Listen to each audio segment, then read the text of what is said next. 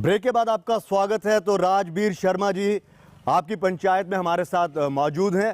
राजबीर जी, अब मैं आपके पास आऊँगा, जनता के पास मैं बाद में जाऊँगा, क्योंकि आपका जीवन किस तरह से बीता ये भी जनता को जानने का पूरा अधिकार है।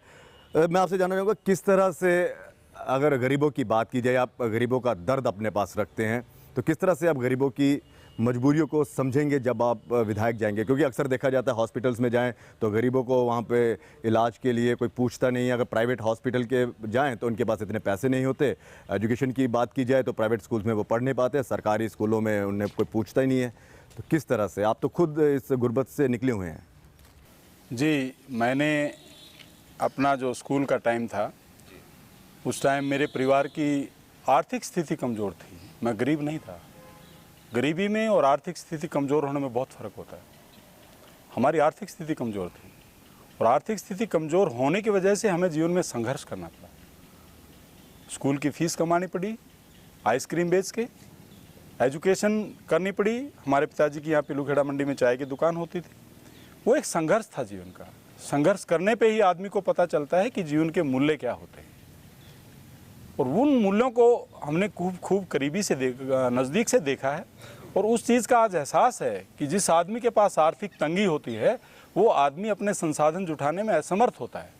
तो मैं समाज सेवा के माध्यम से, जैसे हमने फ्री एम्बुलेंस सेवा छोड़ी हुई है, वो सिर्फ इसी पर्पज़ के लिए छोड़ी हुई है कि अगर रात के टाइम किसी हमारी माता बहन को प्रसूति होती है, या कोई हमारा भाई या कोई हमारा बुजुर्ग बीमार होता है, गांव में हमारे लिंक रोड्स हैं, कोई नज़दीक में हॉस्पिटल की सुविधा नहीं है, तो कम से कम मैं चाहता हूं कि मैं उनके साथ खड़ा रहूं।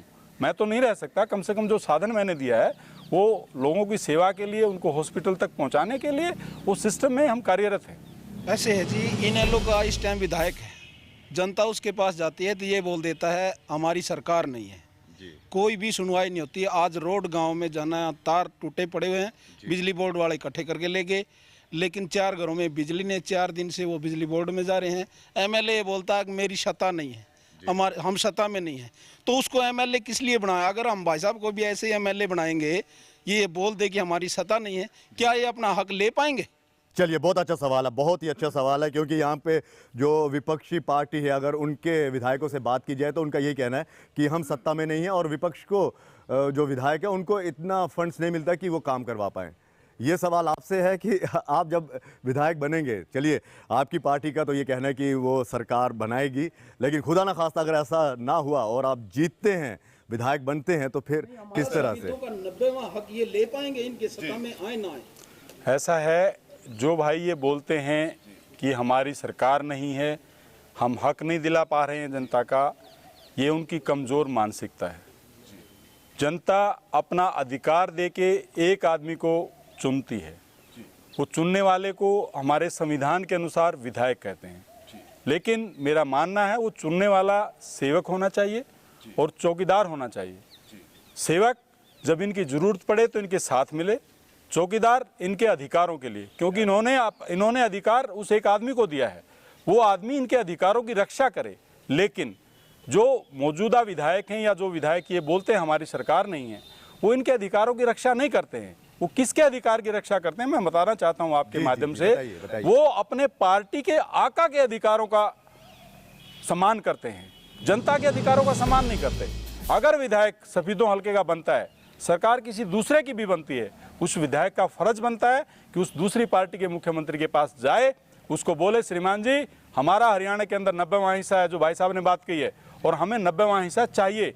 अगर वो 90वां हिस्सा नहीं देता है, विधायक की जिम्मेवारी बनती है वापस जनता के पास आए और लोगों को अपने विचार रखे कि मैं अपना हक मांगने गया था, मेरा हक नहीं मिला। तो ये जनता उस विधायक का साथ देगी, और छोटी सी आवाज़ के ऊपर जो लोग चुन के भेजते हैं, उस विधायक का साथ देके अगर 10-10 आदमी भी गांव से जाएंगे तो हम चंडीगढ़ को बंद कर देंगे। मुख्यमंत्री चाहे किसी भी पार्टी का हो, गांव में आके हमारा अधिकार देके जाएगा। यानी कि